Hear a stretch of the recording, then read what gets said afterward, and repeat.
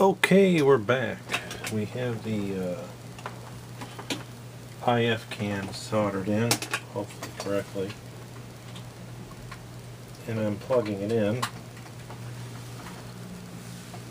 And we will power up. Okay, let's power this up and see what happens.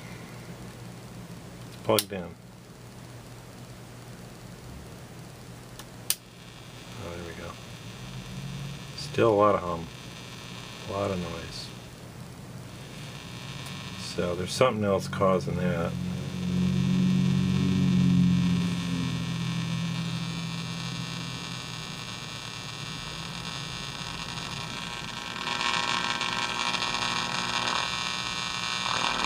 Well, I was hoping that would go away.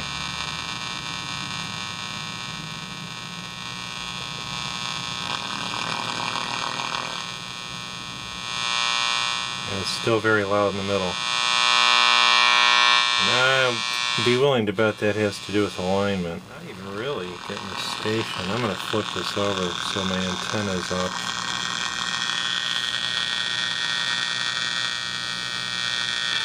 Oh, there we go.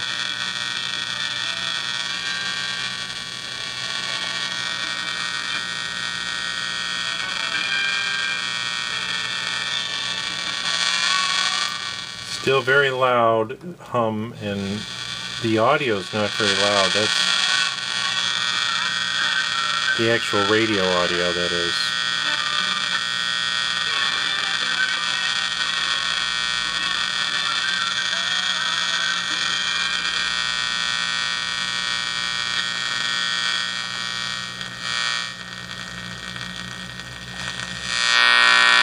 Really loud in the middle there.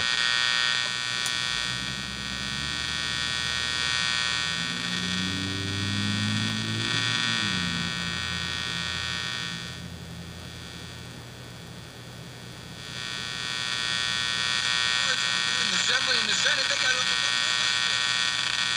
falling all over themselves.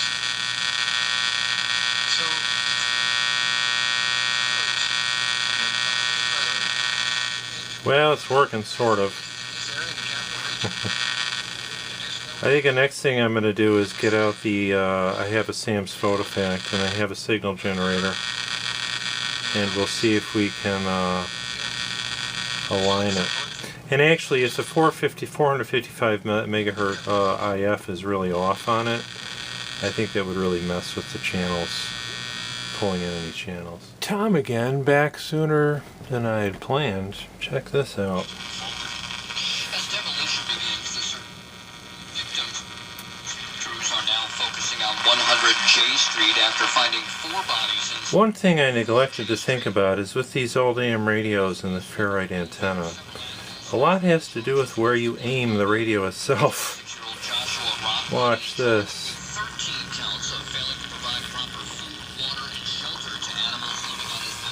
It's a lot of its reception.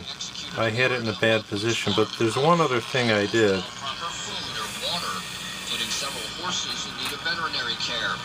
I was thinking about how these are connected, my filter caps. And, am I on screen? Yeah, I'm on screen. Plastic probe, this is hot. The filter caps, and I looked at the old Sam's Photofact to figure this out. The negative side of the 2 filter caps went to here. This little nub over here was where the old one was cut off of, and it's just wired into here. And I had this soldered to the chassis for ground. Well, that created kind of 2 ground points in a way. It's more of a floating ground, and the ground actually goes through a capacitor and a resistor to ground way up here. And I don't think this should have been grounded to the chassis right there, even though it's technically ground on the schematic. I shouldn't have been grounded here, and I think that was also a help. So, and then the other thing is just the way I have the antenna aimed. That's all I've done is disconnected that.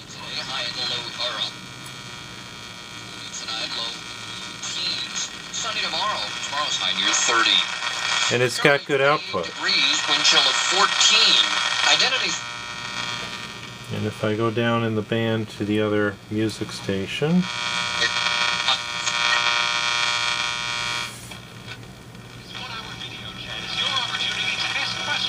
it's probably 810 WGY. I only get a few stations here. I'm in Valatia, 20 miles southeast of Albany, and the Albany station's... This is the best station. This is my oldies station, and this is the strongest station in Albany, which I'll leave on very briefly because it's music, of course, and the copyright problems. There we go. It's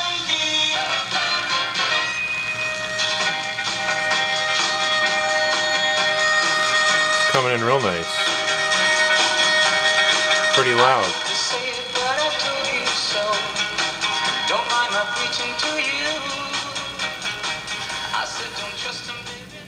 So it was just a matter of having a wrongly grounded electrolytic, I believe. Lesson learned. You know, I know a little bit about ground loops, and you don't want to create ground loops. I know that with the ham radio station. I don't know if I would have called it a ground loop, but you know, what got me thinking was the original was not grounded to chassis. It was, I'm using metal again, use plastic down. It was not grounded to the chassis. It was this was the negative side of the old electrolytic, and it was grounded, yes, but it was grounded through a resistor and through a capacitor, and it wasn't a direct ground. It never was when this radio was put together. So I'm just gonna, I don't know, I don't want to leave this just floating in there all the way. Suppose I could, but I'll figure out a way to secure this without grounding it to the chassis. And well, hello there, this is Tom doing the alignment. Here's the basic setup here. I have to balance this down a minute so I can adjust the camera a little bit on the tripod. Hard to get a good spot where I can get everything in. I just won't be able to. But using the SAMS PhotoFact folder, the basic alignment procedure is right on the very front of this. And it says to use a 455 kilohertz signal, which is your IF. You put the high side from that signal to the tuning lug on the tuning gang going to the antenna. The low side to the B negative, which is the negative side of the electrolytic capacitors. And then you put the tuning gang fully open and put your output meter across the voice coil, and then you adjust A1, 2, 3, and 4. A1, 2, 3, and 4 are the tops and the bottoms of those IF cans, and you saw the inside of those when I had them apart, where you turn the lugs that you actually turn that go up and down to adjust it. Now, the output meter across the voice coil is nothing more than a AC, than a voltmeter with a pin, a dial, not a digital, set to AC in a low voltage range. I'm at 1.5 volts on that. My signal generator here is a night signal generator that is in good working order, and let me just show you quickly. If I disconnect that signal there, I think you can see my signal. I use that simply putting it in series with the output of my signal generator to be sure that I'm on frequency, because these, you know, they're old analog type things, and though it does actually read for, you know, 4, 5 approximately, it's probably actually a hair low on this dial, but the output is 455. Now the interesting thing is, when I hook it to the lug on the antenna where you're supposed to, I'm now picking up the frequency off, a mixed frequency off the radio itself, so you get a different reading up there. But I don't need it up there anyway, now that I know as long as I know my frequency counter is putting out correctly. And then the B negative is the negative side of the, there we go, of the, and then I turn it up. You're going to see a positive, hopefully, I'm going to position this a little better. You're going to see a positive deflection on the meter. And that is what I'm peaking when I'm peaking the coils, okay? So I can't get everything in the camera here. I'll try, let's see, about there. You can see the meter and you can see the top of the radio, sort of. So this is A1 back here. My screwdriver is insulated so it doesn't mess with it too much. And I put it there, and I'm going to put the volume up all the way, and then I'm going to peak the meter, okay? Here we go. It does affect it a little bit.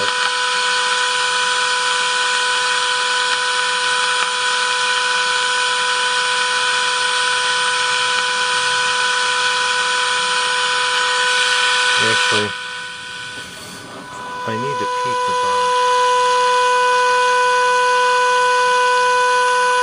Okay, you can see that going up and down. Now it's going back down.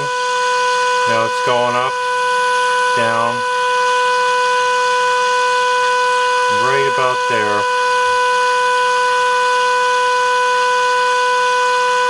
That's peaked. Even just rocking the radio a little changes my signal. It's amazing how sensitive it is. But I gotta get my screwdriver in the other side here. Okay.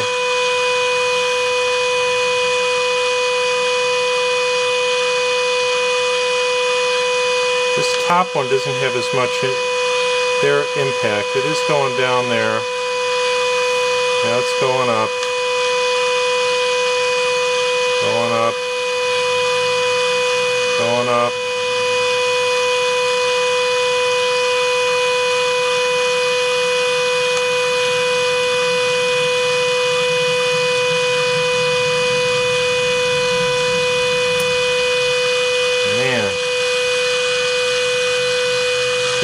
Moving the radio, I mean, this is the crazy, and even touching the radio is affecting my peak, which is sort of disconcerting, I have to admit, because it's like, how am I going to get an accurate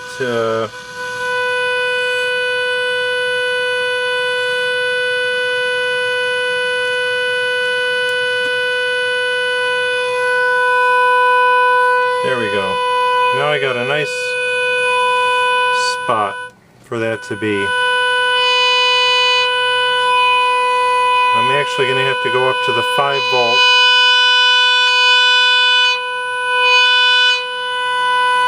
section.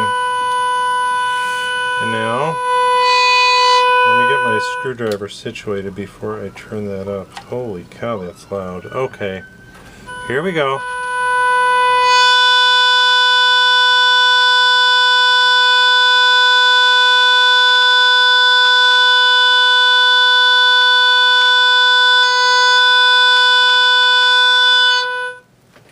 Wow, I can't get at this very good.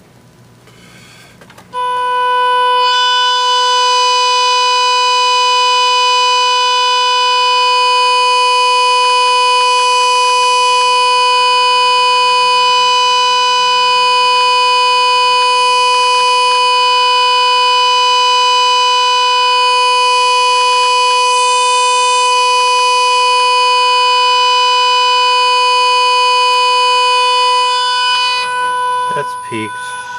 Okay, I'm back. Rookie mistake. You know, I had the attenuation on my signal generator on medium, and I put it on high so it's more attenuated now. And I also turned it down so the signal's not quite so strong going into the radio. Like I said, this is the first time I've really done this, so now we'll tune it up, and I'm gonna peak the second IF now.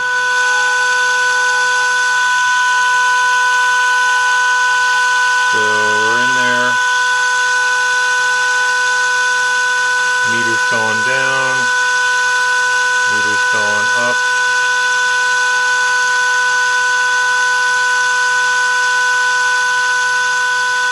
Down.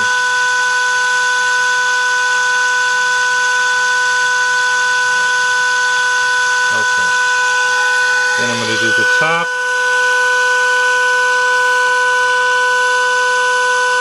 Meters going down. Meters going up, up, up. Oh, it's going nice enough. And back down. And right there. Now I'm going to go back to the first one again. Down. Up, down. Right there. Okay. I think they're both peaked. I hope I did it properly. Sorry, I probably deafened you with my rookie mistake there of putting too much signal into the radio. Let's disconnect this. We will turn off the signal. Disconnect our connections from the radio so we're no longer messing with the antenna. And see what it sounds like.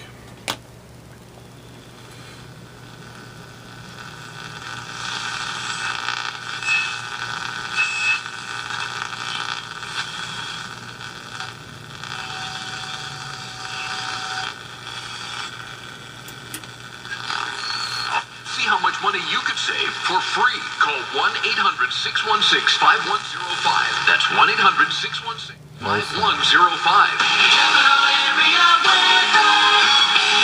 Yeah, I think it's louder. And today, sunny, windy, and cold. High at only 32. It's definitely louder.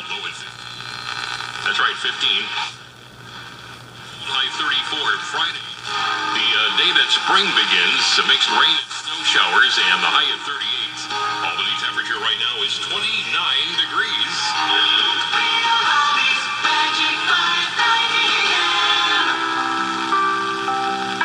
So, I'd say it was a success to some degree. It's working anyway. Well, I wanted to give a little... I missed something I wanted to mention. What I ended up doing with the... I didn't want to leave this just floating in space. I found a rubber washer, and I put a washer between the ground side of the filter caps to the chassis. So now my only ground is my floating ground, which goes through the capacitor to the through the ground over here, which is where it's supposed to be. So that was my fix to that. Now I just wanted to mention, I keep talking about the fact that I'm inexperienced and I'm just learning, and we're always just learning. I wanted to recommend this basic book here. It's called The Basic Radio Course, pretty straightforward, huh? By Fry. And this book is well recommended by a lot of people on the Antique Radio Forum and other places. I actually heard about it on the Kenwood Radio Forum, but I've also heard people talking about it on the Antique Radio Forum. It's called The Basic Radio Course by John T. Fry. It's a Gernsback book. Published in New York City. I believe there was a bunch of versions of this. This is the first one, and it's copyrighted 1951. It's not cheap, I'm going to tell you right now. It's hard to find, and it's not cheap. I was fortunate in finding this copy for like $30 some dollars. I've seen it as high as $100. This one came from England, and it came from Foyle's book. What is it called? Something London. Foyle's. It's a book company called Foyle's, and it actually shipped from England. Although it's made in the United States book. It takes you through not just radio but electronics in general. The electron theory, how electrons work, Ohm's law, what is induction, capacitors, what is capacitance, how does a capacitor work, how are they built, how are they made, reactance, induction, and phase, resonant. Then it goes on to circuits, resonant circuits, transformers, diodes, and then vacuum tubes, triode tubes, tetrode tubes, pentode vacuum tubes. etc., etc. I haven't even gotten through the whole book. Then it goes into power supplies, loudspeakers, modulation, voltage amplifiers, receiver selectivity, converter stages, oscillator circuits, and everything. So it basically starts with the simplest thing, which is electrons, how they work, how voltage works, Ohm's law, and builds on each building block, if you will, up until you get into actual circuits and how a radio works. And an excellent book that I would recommend, and I'm still learning tons from it, and it was recommended to me from other radio restorer guys. So just thought I'd mention that, and we'll be back with the radio back in the case. This is Tom. Well, hello again. We're wrapping up the video here, showing it in the cabinet.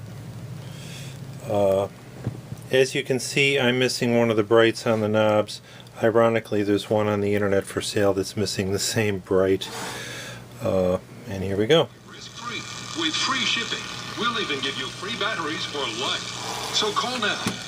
Needs a good polish. I got to get some Novus and clean it up with some Novus. But I think it's a cool looking radio. I bought it because I like the color of it. It's neat. 1952 Capehart radio.